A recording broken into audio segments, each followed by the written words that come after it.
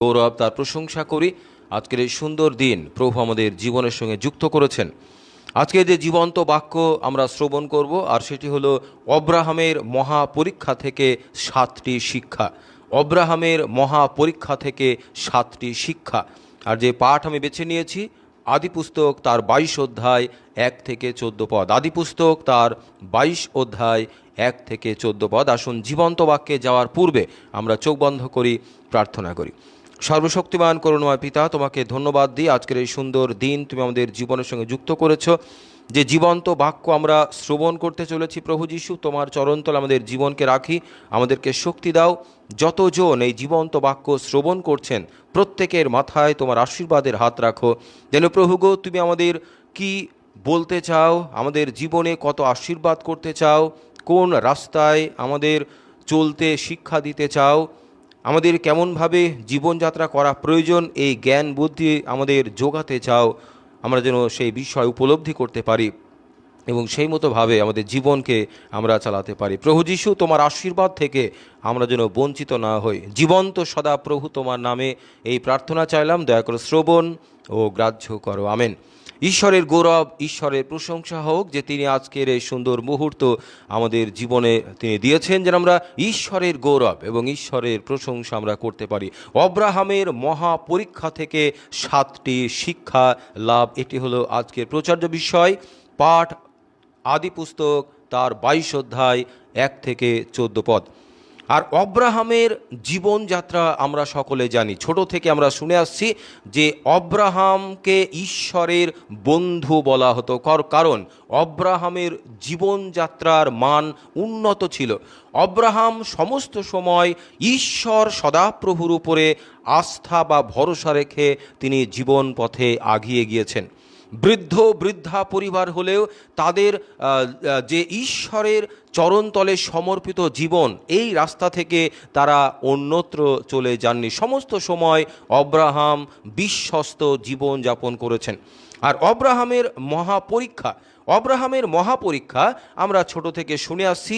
আরেকটি বার আমি বলতে চাই, কারণ এই মহাপরীক্ষা থেকেই যে 7টি বিশেষ শিক্ষা আমরা অর্জন করতে চলেছি, সেটা যেন আমরা উপলব্ধি করতে পারি। আসুন অব্রাহামের মহাপরীক্ষাটি আমরা দেখি।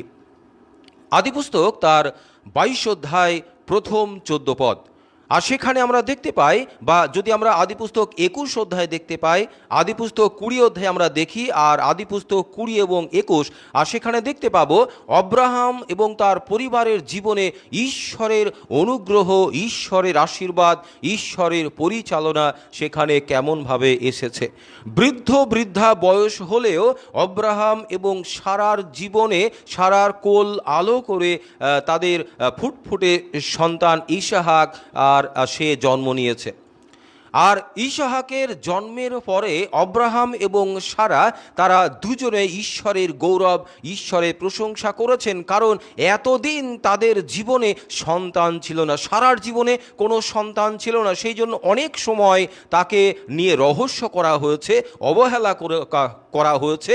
আর ঈশ্বর সদাপ্রভুর অনুগ্রহ সারার জীবনে পরিলক্ষিত হয়েছিল। আর সেই জন্য অব্রাহাম এবং সারা তারা বৃদ্ধা হলেও ইসহাক নামক সন্তান তাদের পরিবারে জন্ম নিয়েছে। তারা প্রভুর গৌরব করেছে, প্রভুর অনুগ্রহ আশীর্বাদ তারা প্রাপ্ত হয়ে ঈশ্বর সদাপ্রভুকে ভুলে যায়নি তারা।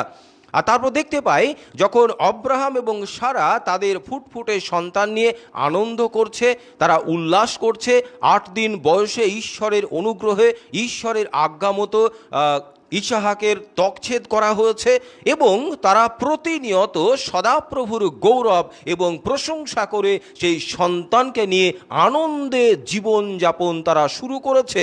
তাদের কষ্টের জীবন, ব্যথার জীবন আজ আর নেই, কারণ তাদের পরিবারে ইসহাক চলে এসেছে। ইসহাক জন্ম নিয়েছে প্রভুর আশীর্বাদে। তারপর দেখতে পাই যে এই রকমভাবে যখন অব্রাহাম এবং সারা পরিবারগতভাবে তারা জীবন পথে আগিয়ে চলেছে, সেই সময় এক মহা পরীক্ষা তাদের সামনে উপস্থিত হয়েছে। অব্রাহামের সামনে এক মহা পর্বত উপস্থিত হয়েছে, মহা পরীক্ষা উপস্থিত হয়েছে। আর সেটা কিভাবে তিনি পালন করছেন, কিভাবে তিনি সেই রাস্তায় চলছেন, ওভারকাম করছেন, আমরা সেই বিষয় দেখব। অব্রাহাম যখন পরিবারে রয়েছে, ঈশ্বরের আদেশ সেখানে নেমে আসলো। আর ঈশ্বর অব্রাহামকে বললেন যে অব্রাহাম, তোমার যে সন্তান রয়েছে ইসাহাক, আর তাকে আমার জন্য উৎসর্গ করতে হবে। তুমি তোমার প্রিয় সন্তান ইসাহাককে নিয়ে মরিয়া দেশে চলে যাও। মরিয়া দেশে চলে যাও, সেখানে এক পর্বতে তোমার সন্তান, তোমার স্নেহের সন্তান, তোমার ভালোবাসার সন্তান, যাকে তুমি বৃদ্ধ বয়সে প্রাপ্ত হচ্ছ, সেই প্রাণের সন্তানকে, ভালোবাসার টুকরোকে তোমাকে আমার জন্য উৎসর্গ করতে হবে, আমার জন্য বলি দিতে হবে। আর অব্রাহামকে যখন এই আদেশ, এই আজ্ঞা ঈশ্বর সদাপ্রভু দিয়েছেন, আর সেই সময় অব্রাহাম কিন্তু হচকচিয়ে ওঠেননি, তার মধ্যে কোনো চিন্তার ভাঁজ দেখা যায়নি, এবং তিনি কোনো রকমভাবে সমস্যায় যে পড়েছেন সেটাও তিনি উপলব্ধি করেননি। কারণ অব্রাহামের জীবন ঈশ্বরের সঙ্গে সম্পর্কযুক্ত ছিল। ঈশ্বরের অনুগ্রহ, ঈশ্বরের আশীর্বাদে অব্রাহাম এমনভাবে নিজের জীবনকে তৈরি করেছিলেন যে জীবনে কোনো সমস্যা হয়ে আসতে পারত না, কারণ পরম করুণাময় ঈশ্বরের হস্ত অব্রাহামের মাথার উপরে ছিল। আর অব্রাহাম ঈশ্বরকে বিশ্বাস করতেন, কারণ অব্রাহামের বৃদ্ধ বয়সে ইসাহাক জন্মগ্রহণ করেছিল তাদের পরিবারে। আর যখন ঈশ্বরের এই আদেশ অব্রাহামের কাছে পৌঁছেছে যে তোমার প্রাণের প্রিয় সন্তানকে মরিয়া দেশে নিয়ে গিয়ে আমার জন্য উৎসর্গ করতে হবে, আর সেই সময় দেখা গেল যে অব্রাহাম পরের দিন অতি প্রত্যুষে অব্রাহাম বিলম্ব করেননি। অব্রাহাম পরের দিন অতি প্রত্যুষে উঠে বলির জন্য সমস্ত কাঠ, সমস্ত বিষয়, আগুন এবং যেটা দিয়ে বলি দেবেন, এবং তার সঙ্গে দুজন দাসও তিনি নিলেন, এবং তার সন্তান, স্নেহের সন্তান, প্রাণের সন্তান, ভালোবাসার টুকরো ইসাহাক, যাকে বৃদ্ধ বয়সে তিনি প্রাপ্ত হয়েছেন, যে কিনা ছোট্ট শিশু, আদর যত্নে সেই পরিবারে রয়েছে, সেই ছোট্ট শিশুকে নিয়ে অব্রাহাম পাড়ি দিলেন মরিয়া দেশের উদ্দেশ্যে। এবং অব্রাহামের বাড়ি থেকে, যেখানে বাস করতেন, সেখান থেকে মরিয়া দেশের যে জায়গায় ইসাহাককে বলি দিতে হবে ঈশ্বরের জন্য, সেই জায়গা যেতে গেলে 3 দিন সময় লাগতো। অব্রাহাম তার সন্তান, দুজন দাস নিয়ে, বলির সমস্ত জিনিসপত্র নিয়ে, কাঠ নিয়ে তিনি 3 দিনের রাস্তা অতিক্রম করে মরিয়া দেশে পৌঁছেছেন। যখন মরিয়া দেশে অব্রাহাম পৌঁছে গিয়েছেন, আর সেই সময় তিনি যখন দেখলেন যে মরিয়া পর্বত আর কিছুটা দূর দেখা যাচ্ছে, তিনি তার দাসদের বললেন, তোমরা এখানে থাকো, আমি কিছু সময় পরে বলি দিয়ে আমি আবার ফিরে আসব। অব্রাহাম তার সন্তান ইসাহাককে নিয়ে আর তিনি পাড়ি দিলেন মরিয়া পর্বতে। এবং সেখানে যখন চলেছেন, ইসাহাক প্রশ্ন করছে, বাবা, আমাদের সঙ্গে তো বলির কাঠ রয়েছে, ছুরি রয়েছে, আগুন রয়েছে, সমস্তই রয়েছে, কিন্তু বলির মেষ কোথায়? তুমি যে বলি দেবে ঈশ্বরের উদ্দেশ্যে, সেই মেষ কোথায়? বলির জিনিস কোথায় রয়েছে? আর অব্রাহাম বললেন, আমরা দেখতে পাই আদিপুস্তক 22 অধ্যায় 8 পদে, অব্রাহাম কহিলেন, বৎস, ঈশ্বর আপনি হোমের জন্য মেষ শাবক যোগাইবেন, ঈশ্বর বলির জন্য মেষ শাবক জুগিয়ে দেবেন, আমাদের কোনো চিন্তার কারণ নেই, কোনো চিন্তা করো না, কারণ আমরা ঈশ্বরের উদ্দেশ্যে বলি দিতে চলেছি, ঈশ্বরের গৌরবার্থে বলি উৎসর্গ করতে চলেছি, আমরা সমস্ত বিষয় নিয়েছি, আর বলির মেষ ঈশ্বর সদাপ্রভু ঝুঁকিয়ে দেবেন। আর তারপরে ইসাহাক আর কোনো প্রশ্ন করেনি। আর সেখানে গিয়ে দেখতে পাই আদিপুস্তক 22 অধ্যায় 9 পদে, ঈশ্বরের নির্দিষ্ট স্থানে মরিয়া দেশের মরিয়া পর্বতের যেখানে তার সন্তানকে বলি দিতে হবে, সেই জায়গায় অব্রাহাম পৌঁছে গিয়ে বলির কাঠ তিনি প্রস্তুত করেছেন, এবং তার সন্তান ইসাহাকের হাত পা বেঁধে সেই কাঠের উপরে শুইয়ে দিয়েছেন। কারণ সেখানে ইসাহাককেই বলি দেওয়ার জন্য ঈশ্বর আদেশ করেছিলেন, এবং ইসাহাককে যখন সেখানে শুয়ে দেওয়া হয়েছে, পবিত্র বাইবেলে আমরা এমন কিছু পাই না যে ইসাহাক ক্রন্দন করেছে। ইসাহাক বলেছে, বাবা এমন কেন করছো? পবিত্র বাইবেলে লেখা নেই। হতে পারে ইসাহাক বাবার কাছে প্রশ্ন করেছিল, বাবা আমাকে কেন? তুমি বলেছিলে যে ঈশ্বর মেষ শাবক জুগিয়ে দেবেন বলির জন্য, তবে আমাকে কেন তুমি হাত পা বেঁধে এই বলির কাঠের উপর রাখলে? কেন তুমি আমাকে বলি দেবে? হতে পারে ইসাহাক প্রশ্ন করেছিল, আবার হতে পারে ঈশ্বরের অনুগ্রহ, ঈশ্বরের আশীর্বাদও ইসাহাকের সঙ্গে ছিল, আর সেই জন্য কোনো প্রশ্ন হয়তো সে করেনি।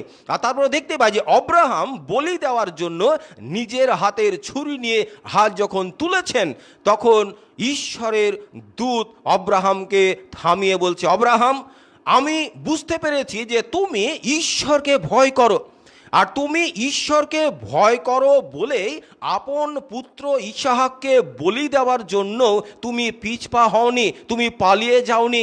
ঈশ্বর যখন তোমাকে আদেশ দিয়েছে, অব্রাহাম, তোমার সন্তান ইসাহাককে, তোমার ভালোবাসার টুকরোকে আমার জন্য বলিদান করো, তুমি সেই সময় ঈশ্বরের অনুগ্রহ থেকে, ঈশ্বরের আদেশ থেকে তুমি পালিয়ে যাওনি। তুমি বলনি, না প্রভু, কেন আমার সন্তানকে তোমার জন্য বলি দেব, কেন আমি আমার ভালোবাসার টুকরোকে তোমার জন্য উৎসর্গ করব, এটা হতে পারে না, তুমি সরে যাওনি।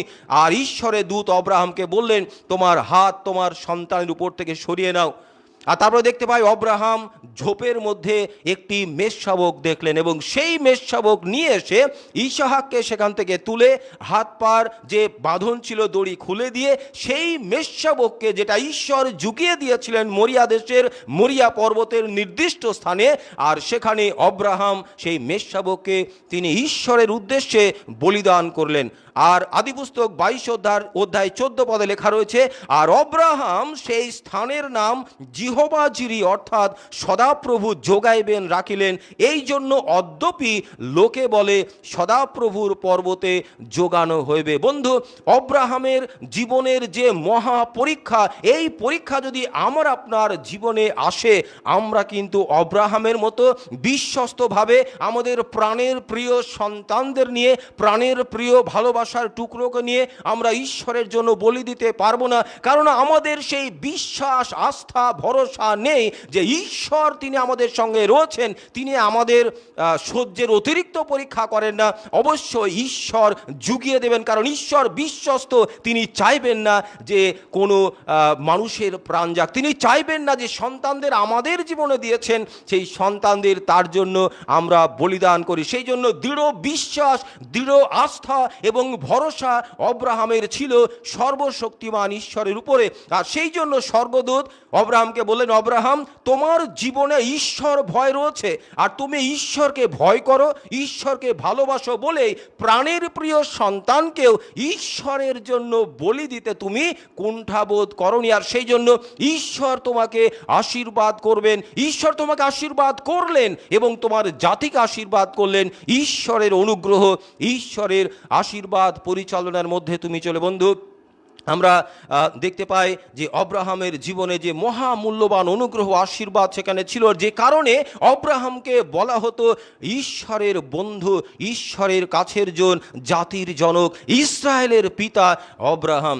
বন্ধু, অব্রাহামের মহা পরীক্ষা থেকে আমরা 7টি বিশেষ শিক্ষা অর্জন করতে পারি যদি আমরা হৃদয় থেকে, যদি আমরা অন্তঃকরণ সহকারে এই অব্রাহামের মহা পরীক্ষা বিষয়টি শ্রবণ করেছি, উপলব্ধি করেছি, আর সেই সময় ঈশ্বরের অনুগ্রহ, আশীর্বাদের মধ্যে যদি আমরা চলেছি, তাহলে আমরা অব্রাহামের মহা পরীক্ষা থেকে 7টি বিশেষ শিক্ষা আমরা সেখানে দেখতে পেয়েছি, উপলব্ধি করতে পেরেছি। আসুন সেই 7টি শিক্ষা কি কি আমরা পরপর খুব সংক্ষেপে আমরা জেনে নিই।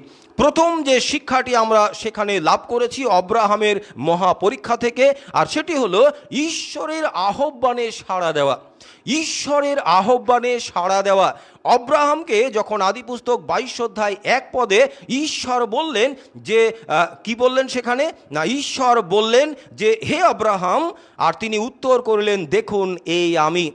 ঈশ্বর যখন অব্রাহামকে তিনি আদেশ দিতে চলেছেন যে তোমার সন্তানকে আমার জন্য তুমি বলি দাও, আর সেই সময় ঈশ্বর যখন তাকে আজ্ঞা করলেন, তাকে ডাকলেন অব্রাহাম, আর তখন অব্রাহাম দূরে চলে না গিয়ে, কোনো কাজের অজুহাত না দেখিয়ে, প্রভু আমার সময় নেই এ কথা না বলে অব্রাহাম কি বললেন? অব্রাহাম বললেন যে প্রভু দেখুন এই আমি। বন্ধু, অব্রাহামকে যখন ঈশ্বর আহ্বান করেছিলেন, আর তখন অব্রাহাম অন্য কোনো অজুহাত তিনি দেখাননি, দূরে চলে যাননি, কিন্তু ঈশ্বরের আহ্বানে সাড়া দিয়েছিলেন, বলেছিলেন এই আমি। বন্ধু, আমাদেরকেও ঈশ্বর তিনি আহ্বান করেন, আমাদেরকেও ঈশ্বর আহ্বান করেন এই কারণে যেন আমরা পবিত্র রাস্তায় চলতে পারি। ঈশ্বর আমাকে আপনাকে আহ্বান করেন যেন পাপের রাস্তায় নয়। তিনি বলেছেন, হে পরিশ্রান্ত ভারাক্রান্ত লোক সকল, আমার কাছে এসো, আমি তোমাদের বিশ্রাম দেব। ঈশ্বর আমাকে আপনাকে আহ্বান করেন অন্য সন্তানদেরকে যেন পরিত্রাণের রাস্তায় নিয়ে আসতে পারি। ঈশ্বর আমাকে আপনাকে আহ্বান করেন যেন আমরা ধ্বংসের পথে না হাঁটি। ঈশ্বর আমাকে আপনাকে আহ্বান করেন যেন সমাজের মঙ্গল করতে পারি। ঈশ্বর আমাকে আপনাকে আহ্বান জানান যেন সমাজ ধ্বংস থেকে বাঁচতে পারে, প্রত্যেকে প্রভু যীশু খ্রিস্টকে গ্রহণ করতে পারে এবং ঈশ্বরের মহিমানার্থে, ঈশ্বরের গৌরবার্থে যেন ঈশ্বরের পথে চলতে পারে। আর আব্রাহাম ঈশ্বরের আহ্বানে সাড়া দিয়েছিলেন, অজুহাত দেখাননি। আমরা কি ঈশ্বরের আহ্বানে সাড়া দিই? মোশিকে যখন ঈশ্বর আহ্বান করেছিলেন, মোশি অজুহাত খাড়া করেছিলেন। পরবর্তীতে মোশি আবার সেখানে গিয়েছিলেন। আমার আপনার জীবনে যখন প্রভুর আহ্বান আসে, আর প্রভু যখন আহ্বান করেন সেটা উন্নতির জন্য, প্রভু যখন আহ্বান করেন আমাদের ভালোর জন্য, প্রভু যখন আহ্বান করেন আমাদের বৃদ্ধির জন্য, প্রভু যখন আহ্বান করেন আমাদের উন্নতির জন্য, ভালো থাকার জন্য, তার আশীর্বাদ পাওয়ার জন্য, তার পরিকল্পনার মধ্যে চলার জন্য, বন্ধু, আমরা যেন ঈশ্বরের আহ্বানে সাড়া দিতে পারে। আর ঈশ্বরের আহ্বান, ঈশ্বর স্বয়ং আপনাকে ডাকবেন না, তিনি মানুষের মধ্য থেকে মানুষের মঙ্গলের জন্য, ঈশ্বরের গৌরবের জন্য, ঈশ্বরের প্রশংসার জন্য, পাপের রাস্তা থেকে সরে আসার জন্য পবিত্র বাইবেলের মাধ্যমে, প্রচারের মাধ্যমে, মানুষের মাধ্যমে আপনাকে আহ্বান জানাবেন। আমাদের হৃদয় থেকে উপলব্ধি করতে হবে যে এই আহ্বান ঈশ্বরের আহ্বান, পবিত্র আত্মার শক্তিতে পরিপূর্ণ হতে হবে। আর সেই কারণে আমাদের পবিত্র জীবন ধারণ করতে হবে। আমাদের অসৎ রাস্তা অবলম্বন করলে চলবে না, আমাদের সৎ রাস্তায় থাকতে হবে, ঈশ্বরকে ভয় করতে হবে, ঈশ্বরের গৌরবের জন্য বাঁচতে হবে এবং প্রতিনিয়ত প্রভুর আরও কাছে আসতে হবে। সততার মাধ্যমে, ভালোবাসার মাধ্যমে, শ্রদ্ধার মাধ্যমে, ভক্তির মাধ্যমে, প্রার্থনার মাধ্যমে, ঈশ্বরের গুণগানের মাধ্যমে, ঈশ্বরের আজ্ঞা পালনের মাধ্যমে, মানুষকে ভালোবাসার মাধ্যমে, প্রভু যীশুকে বিশ্বাস করার মাধ্যমে। তাই প্রথম যে শিক্ষা আমরা পাই আব্রাহামের মহাপরীক্ষা থেকে, সেটা হলো ঈশ্বরের আহ্বানে সাড়া দেওয়া। আমরা যেন ঈশ্বরের আহ্বানে সাড়া দিতে পারি, পবিত্র রাস্তায় আসতে পারি, যেন ধ্বংসের দিকে নয় কিন্তু পরিত্রাণের লক্ষ্যে পৌঁছাতে পারে। কারণ আমরা যদি পরিত্রাণ না পাই, আমরা যদি পাপের ক্ষমা না পাই, আমরা যদি অনন্ত জীবন না পাই, আর তাহলে কিন্তু ঈশ্বরের অনুগ্রহের পথে আমরা চলতে পারবো না, ঈশ্বরের গৌরবের দেশে আমরা যেতে পারবো না। আমাদের জীবন থেকে আশীর্বাদ, অনুগ্রহ অনেক দূরে চলে যাবে। দ্বিতীয় যে শিক্ষা আমরা পাই, ঈশ্বরের বাক্যের বা আদেশের বাধ্য হওয়া। ঈশ্বরের বাক্যের বা আদেশের বাধ্য হওয়া। ঈশ্বর যখন আহ্বান করলেন সেই বিষয়ে আমরা সাড়া দিয়েছি, কিন্তু শুধু সাড়া দিলে হবে না, ঈশ্বর কি কারণে আহ্বান করছেন সেই বাক্যের বাধ্য হওয়া। ঈশ্বর আব্রাহামকে যখন আহ্বান জানিয়েছেন, আব্রাহাম বলেছেন, দেখুন প্রভু, এই আমি। আর তারপরে ঈশ্বর বলেছেন, তোমার প্রিয় সন্তানকে আমার জন্য মরিয়া দেশে নিয়ে গিয়ে বলি দাও। আর পবিত্র শাস্ত্র আমাদের কাছে তুলে ধরে আব্রাহাম পরের দিন অতি প্রত্যুষে উঠে ঈশ্বরের আদেশের বাধ্য তিনি ছিলেন। বন্ধু, ঈশ্বরের বাক্য যখন আমাদের কাছে আসে, ঈশ্বরের আদেশ যখন আমাদের কাছে আসে, আমরা কি ঈশ্বরের বাধ্যতামূলক জীবনযাপন করি? আমরা কি ঈশ্বরের বাধ্য সন্তান সন্ততি হই? আমরা কি ঈশ্বরের আদেশের বাধ্য হই? ঈশ্বর আমাদের বলেছেন সঠিক রাস্তায় চলতে, ঈশ্বর আমাদের বলেছেন তার আজ্ঞা পালন করতে, ঈশ্বর আমাদের বলেছেন যে গুরুজনের প্রতি বাধ্য থাকা, তাদেরকে শ্রদ্ধা করা, সম্মান প্রদর্শন করা।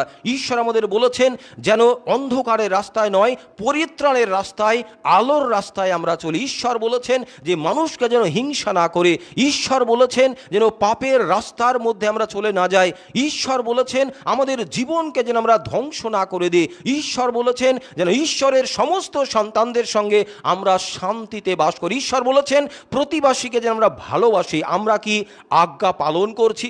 ঈশ্বর যে আদেশ দিয়েছেন আমরা কি সেই আদেশের বাধ্য?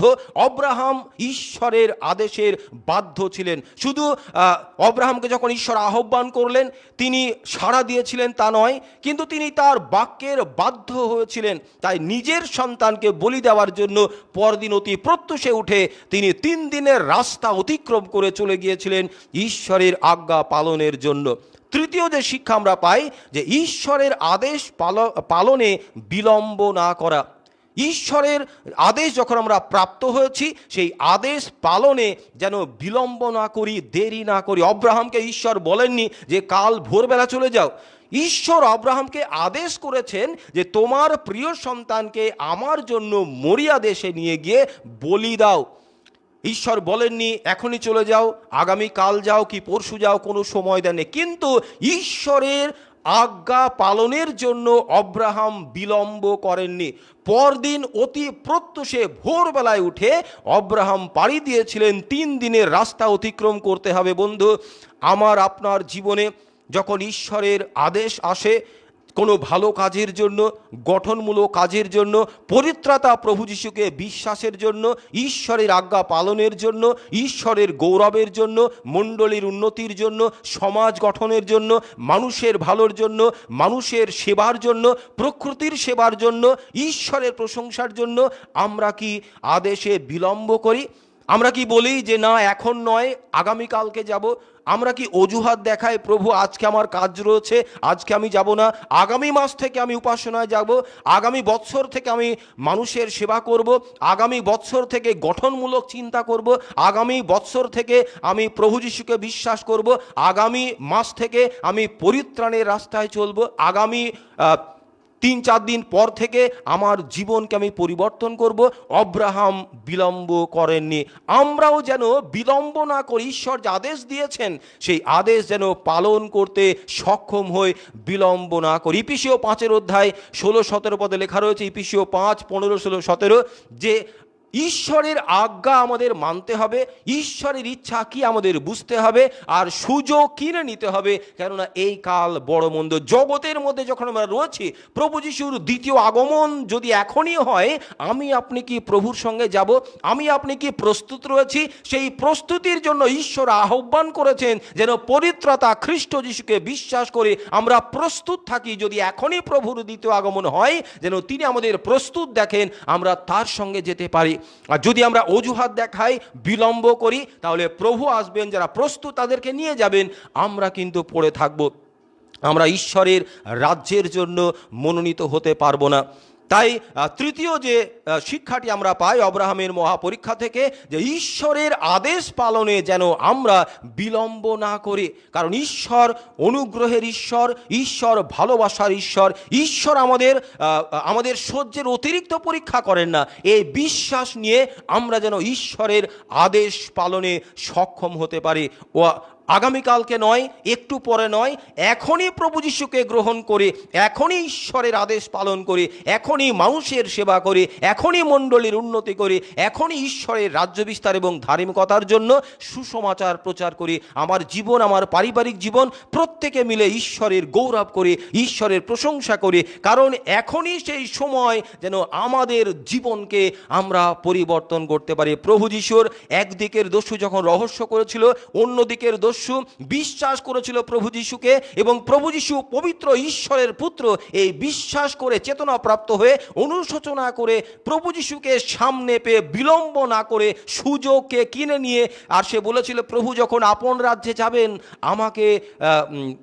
আমাকে একটু আপনার মনে রাখবেন, আমাকে স্মরণ করবেন। আর প্রভু যীশু খ্রিস্ট সেই মুহূর্তে সেই দাসকে তিনি কি বলেছিলেন, অদ্যই তুমি আমার সঙ্গে পরম দেশে উপস্থিত হবে। বন্ধু, আর বিলম্ব নয়, এখনই সেই সময় যেন প্রভু যীশু খ্রিস্টকে আমরা বিশ্বাস করতে পারি। কারণ পরিত্রাণের জন্য, ঈশ্বরের অনুগ্রহের জন্য, পৃথিবীতে শান্তি, মৃত্যুর পরে স্বর্গবাড়ির আশীর্বাদের জন্য ঈশ্বর আমাদের আহ্বান করেছেন যেন আমি একা নয়, আমরা পৃথিবীর সমস্ত মানুষ পরিবর্তিত হয়ে এবং ঈশ্বরের গৌরব করে পৃথিবীতে শান্তি, মৃত্যুর পরে স্বর্গবাড়ির অধিকারী হয়ে।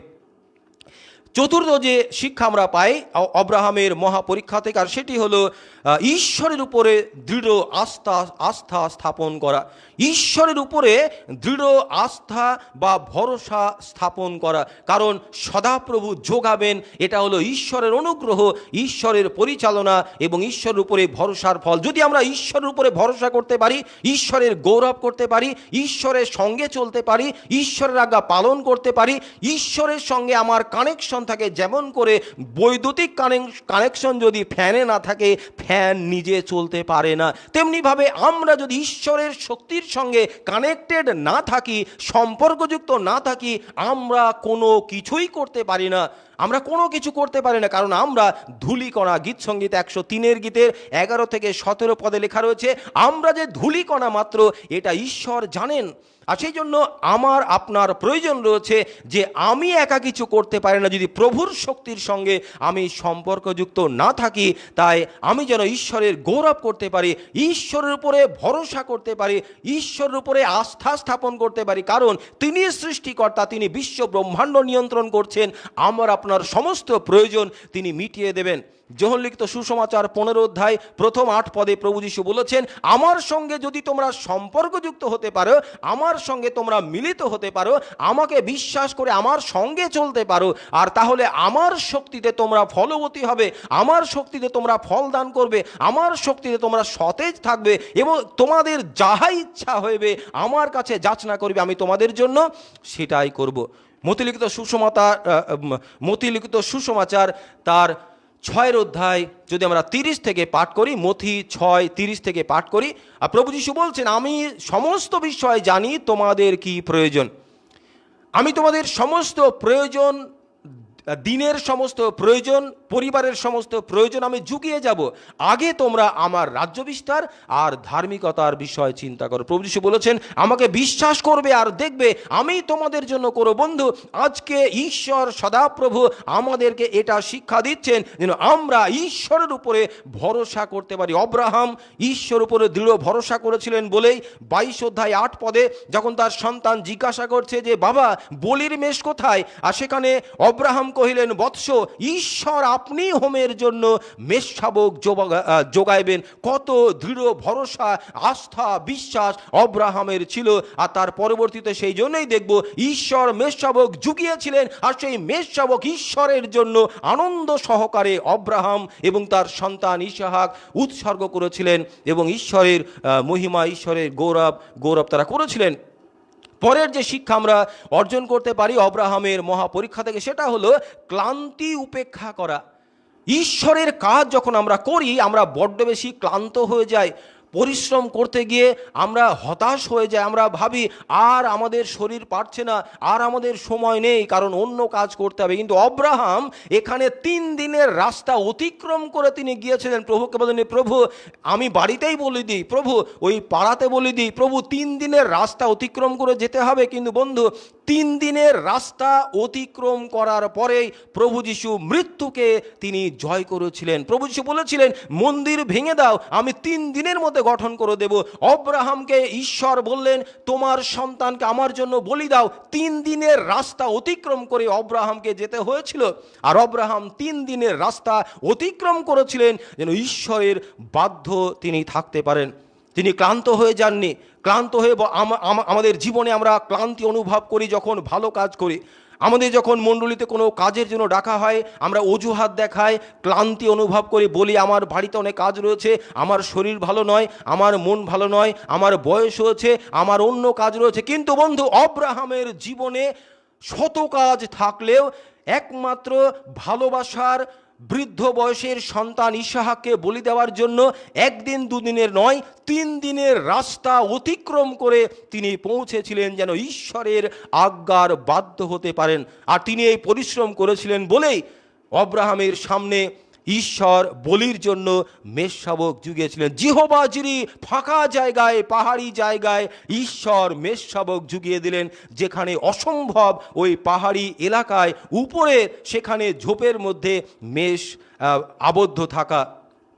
আর ঈশ্বর সমস্ত বিষয় অব্রাহামকে যুগিয়ে দিয়েছিলেন। আজকে আমার আপনার জীবনে যদি ক্লান্তি না থাকে প্রভুর কাজের জন্য, যখন প্রভু আহ্বান করছেন যদি আমরা অজুহাত না দেখাই, বন্ধু যখন আমরা প্রভুর কাজ করছি, ঈশ্বরের কাজ করছি, মানুষের সেবা করছি, মণ্ডলীর সেবা করছি, আমরা অতিথি সেবা করছি, সমাজের মঙ্গল চিন্তা করছি, গঠনমূলক চিন্তা করছি, সেই সময় আমাদের মধ্যে যেন ক্লান্তি না অনুভব করি। কারণ ঈশ্বর অনুগ্রহের ঈশ্বর, তিনি আমাদের দেখেন যে আমরা ক্লান্তি যদি অনুভব করি তার উপস্থিতি আশীর্বাদ থেকে আমরা বঞ্চিত হই। কিন্তু যদি আমরা ক্লান্তিকে উপেক্ষা করে ঈশ্বরের কাজের জন্য, ঈশ্বরের গৌরবের জন্য, মানুষের মঙ্গলের জন্য, সমাজের মঙ্গলের জন্য, মণ্ডলীর মঙ্গলের জন্য, ভালো কাজের জন্য, আমাদের জীবনকে বাঁচানোর জন্য, ঈশ্বরকে বিশ্বাসের জন্য, প্রভু যিশুর গৌরবের জন্য যদি আমরা ক্লান্তি উপেক্ষা করে আমরা আগিয়ে চলতে পারি, বিশ্বাসের গভীরে আগিয়ে চলতে পারি, ঈশ্বর আমাদের সমস্ত কিছু জুগিয়ে দেবেন। বন্ধু, অব্রাহাম যখন সেখানে রয়েছেন আর যখন মেষশাবক তিনি পেলেন, তিনি ঈশ্বরের গৌরব করেছিলেন এবং তিনি সেই জায়গার নাম দিয়েছিলেন জিহোবা জিরি। 22 অধ্যায় 14 পদে লেখা রয়েছে, আর অব্রাহাম সেই স্থানের নাম জিহোবা জিরি অর্থাৎ সদাপ্রভু যোগাইবেন রাখিলেন। বন্ধু, আমার আপনার জীবন থেকে ক্লান্তি অবসাদ দূর করার প্রয়োজন রয়েছে। যখন ঈশ্বর সদাপ্রভু আপনাকে আহ্বান করেছেন, ঈশ্বর সদাপ্রভু আপনার সামনে পরিত্রাণের বার্তা রেখেছেন, ঈশ্বর সদাপ্রভু আপনাকে অনুগ্রহের রাস্তায় চলতে বলছেন যেন আমরা বাধ্য সন্তান হিসাবে সেই রাস্তায় চলতে পারি। কারণ ঈশ্বর আমাদের আহ্বান করেন ধ্বংসের জন্য নয়, পৃথিবীতে শান্তি, আনন্দ, উন্নতি, উৎসাহ, মৃত্যুর পরে স্বর্গ বাড়িতে যাওয়া। এই জন্যই বন্ধু ঈশ্বর আমাদের আহ্বান করেন। আর সেই রাস্তায় যেতে গেলে প্রভু যিশুকে গ্রহণ করতে হবে, কারণ প্রভু যিশুই একমাত্র পরিত্রাণ সাধনকারী।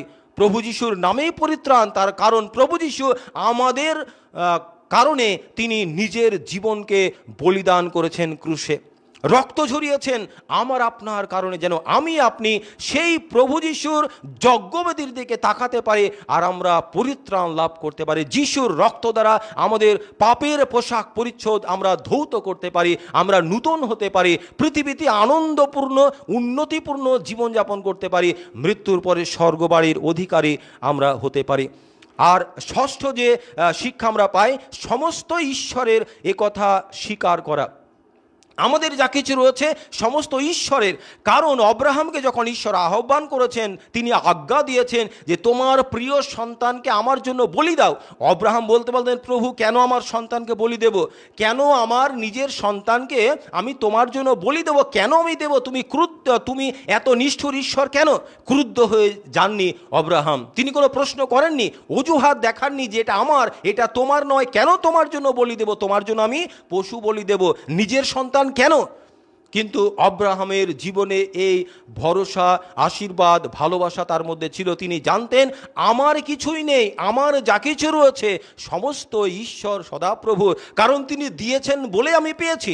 বৃদ্ধা বয়সে সন্তান পাওয়া আশ্চর্যের বিষয়, তাই ঈশ্বর দিয়েছেন বলেই আমি প্রাপ্ত হয়েছি। তাই আমার যা কিছু রয়েছে আমার নয়, আমার যা কিছু রয়েছে সব ঈশ্বরের। আর সেই জন্য অব্রাহাম পিছপা হননি, তিনি নিজের সন্তানকে নিয়ে, ঈশ্বরের সন্তানকে নিয়ে বিশ্বাস করে তিনি বলিযজ্ঞের দিকে আগিয়ে গেছিলেন। বন্ধু, আমার আপনার জীবনে যা কিছু রয়েছে এটা আমার নয়, ঈশ্বর দিয়েছেন বলেই কিন্তু আমরা প্রাপ্ত হয়েছি। আর তাই ঈশ্বর বলছেন যে আমি তোমাদের উপরে আরও আশীর্বাদ করব, অনুগ্রহ করব যদি সঠিক রাস্তায় চলো। দ্বিতীয় বিবরণ 28 অধ্যায় আপনি পাঠ করবেন, পবিত্র বাইবেল পুরাতন নিয়ম দ্বিতীয় বিবরণ 28 অধ্যায় প্রথম 14 পদে রয়েছে, যদি ঈশ্বরের আহ্বানে সাড়া দিই, বাধ্য হই, ভালোবাসা সহকারে, ক্লান্তি অবসাদ উপেক্ষা করে যদি সামনের দিকে বিশ্বাস সহকারে আগিয়ে যায়, ঈশ্বর সমস্ত কার্যে তিনি আশীর্বাদ দেবেন। তার হাত আমাদের সমস্ত কাজের উপরে থাকবে, আমরা সমস্ত কাজে সফলতা অর্জন করব।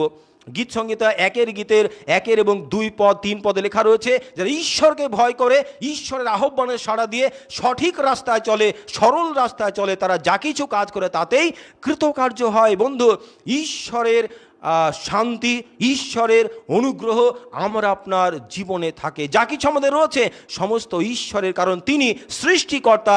এই সৃষ্টি আমাদের নয়, সৃষ্টি তার। যদি আমরা সৃষ্টিকে নিয়ে মাতামাতি করি, সৃষ্টিকর্তাকে বাদ দিই, সৃষ্টি একদিন শেষ হয়ে যাবে। কিন্তু বন্ধু, সৃষ্টিকর্তা নয়, সৃষ্টিকর্তাকে উপেক্ষা নয়, সৃষ্টিকে উপেক্ষা করতে হবে। সৃষ্টিকর্তাকে আমাদের হৃদয়ে আশ্রয় দিতে হবে, সৃষ্টিকর্তার দিকে দৃষ্টি রেখে এগিয়ে যেতে হবে। তাহলে যখন সৃষ্টিকর্তাকে আমাদের সঙ্গে রেখেছি, ন্যাচারালি সৃষ্টি আমাদের প্রতিপালন করবে। তাই আমাদের কিছু নয়, এটা আমাদের স্বীকার করতে হবে। আমাদের যা কিছু রয়েছে সব ঈশ্বরের দেওয়া দান, যেন ঈশ্বরের গৌরব প্রশংসার্থে আমাদের বিষয় না বলে ঈশ্বরের বিষয় বলে আমরা তার গৌরব এবং প্রশংসা করতে পারি। আমাদের যা আছে সেটা আমাদের নয়, আমাদেরকে প্রভু যীশু খ্রিস্ট তার রক্ত দ্বারা আমাদের ক্রয় করেছেন, আমরা মূল্য দ্বারা কৃত হয়েছি। আর সেই জন্য ঈশ্বরের গৌরব প্রশংসা আমাদের করা প্রয়োজন রয়েছে। আমাদের যা কিছু রয়েছে সব ঈশ্বরের।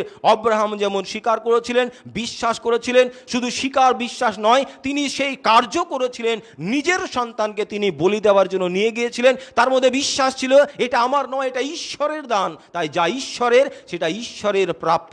কিন্তু ঈশ্বর তাকে অনুগ্রহ দিয়েছিলেন, তার সন্তানকে বাঁচিয়েছিলেন, একটা মেষশাবক জুগিয়ে দিয়েছিলেন, যে মেষশাবককে ঈশ্বরের সন্তান অব্রাহাম বলি দিয়েছিলেন এবং ঈশ্বরের গৌরব প্রশংসা করেছিলেন। সবশেষ যে শিক্ষা আমরা পাই সেটা হলো ঈশ্বরের প্রশংসা করা ও কৃতজ্ঞতা স্বীকার করা। 22 অধ্যায় 14 পদে অব্রাহাম সেই জায়গার নাম রেখেছিলেন যেহোবা যিনি সদাপ্রভু যোগাইলেন।